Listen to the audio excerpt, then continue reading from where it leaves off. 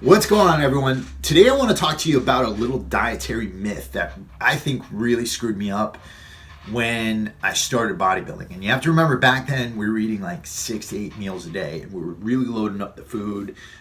We'd carry around Tupperware and these sacks everywhere we went.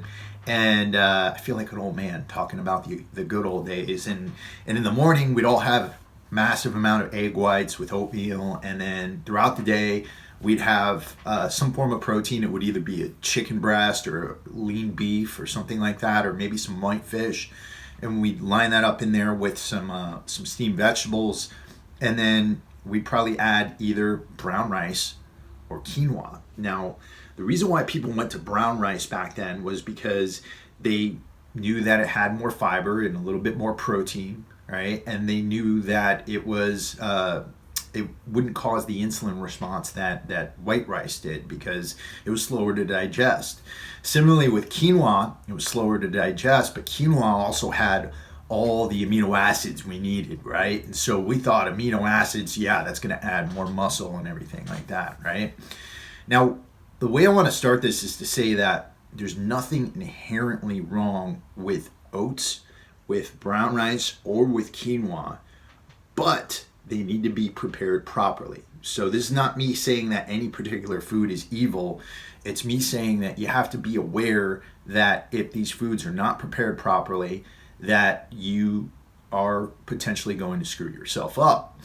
The reason for this is that with oats, brown rice, and quinoa, they contain phytates or phytic acid. Now, what is phytic acid? It's an irritating compound that's very, very attractive to different types of minerals, right? So what it does is it binds itself to really important minerals in your gut. So it'll bind itself to magnesium, it'll bind itself to zinc, and it'll bind itself to other minerals that are very vital for your bodily function.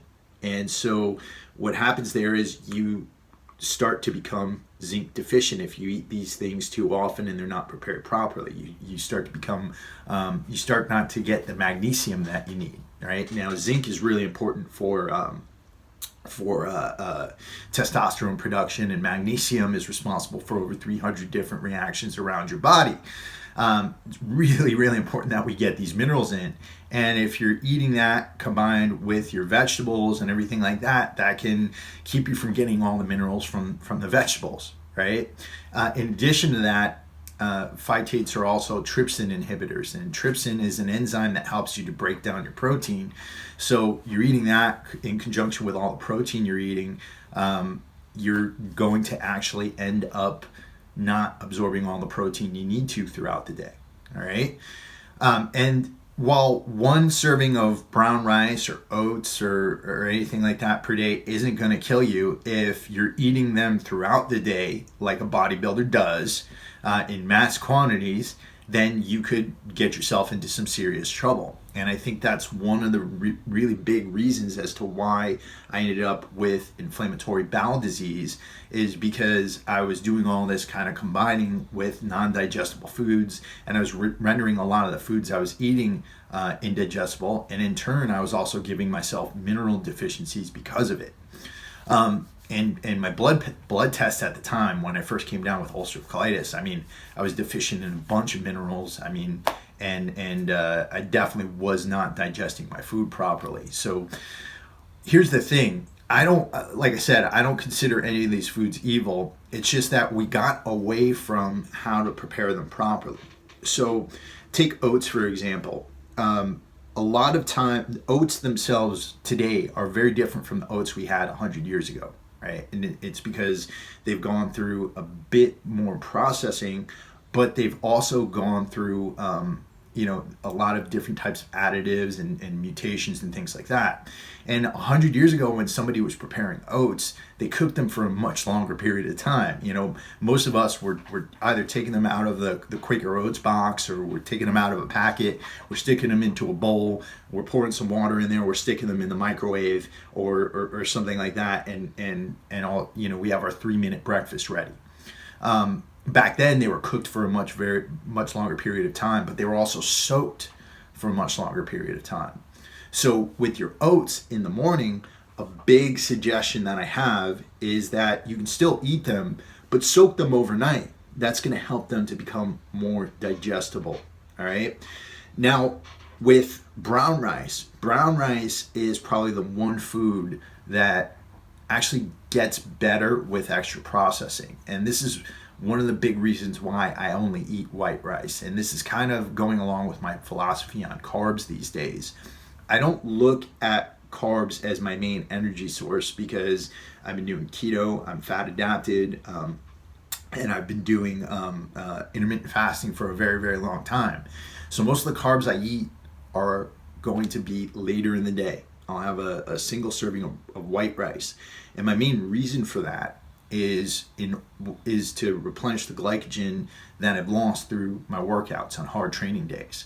So when I'm looking for a carb source, I'm looking for something that's going to help to replenish that glycogen quickly.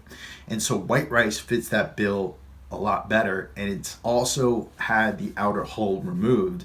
That renders it more digestible, and it gets rid of a lot of the phytates. When it comes to quinoa and other grains, I highly suggest that you take your quinoa, you soak it, you ferment it, and you sprout it, right? You soak it, you ferment it, and sprout it. And what that does is it breaks down that outer wall. It helps the release of phytates, right? Phytase is an enzyme that helps to break down phytic acid, helps to get rid of it. And so with quinoa, you definitely want to soak it, you want to sprout it. You also want to do that with other grains, legumes, and beans, right? So a lot of people talk about tofu as being really bad for you, and it can be. It's got a lot of trypsin inhibitors in it, a lot of nutrient stealing attributes in it. But if you eat fermented tofu has had a lot of that phytic acid taken out. Similarly, sprouted wheat bread, that's had a lot of the phytates taken out of it, and sprouted wheat bread can be a lot better for you. Another one is sourdough bread. Sourdough bread has active cultures in it, active probiotic cultures in it, and it's fucking delicious, like really, really delicious. So, sourdough bread could also be a go if you're looking to add something a little bit delicious and that's got some carbs in it that you can add to your meals later in the day. If you're working like I am, or if you're carb fueled, you could have that for breakfast if you want, along with your eggs. So sourdough, awesome, delicious. Sprout your grains, eat sprouted bread, and soak your oats. Also soak your nuts overnight, and I've said that over and over again. Nuts have a lot of phytates in them as well, so soaking your nuts overnight can actually help to get rid of some of that outer wall, and it can help to get rid of that phytic acid that's going to inhibit your mineral absorption and disrupt your digestion. So that's what I got for today, guys. And if you've got any questions for me, let me know. If you want to sign up for my free newsletter, all right, this is the Start Keto Right newsletter. I'm giving out free 15-minute consultation calls with this newsletter. So I'll put a link below if you want to sign up for that. You can sit down with me for 15 minutes. I can answer any questions you want. And we're also bringing people into the Warrior Soul Agoge training group there on Facebook. So you can come on, you get workouts every day, you get a 15-minute consultation call with me, ask me any questions you want. Thanks so much, guys, and I will talk to you very soon.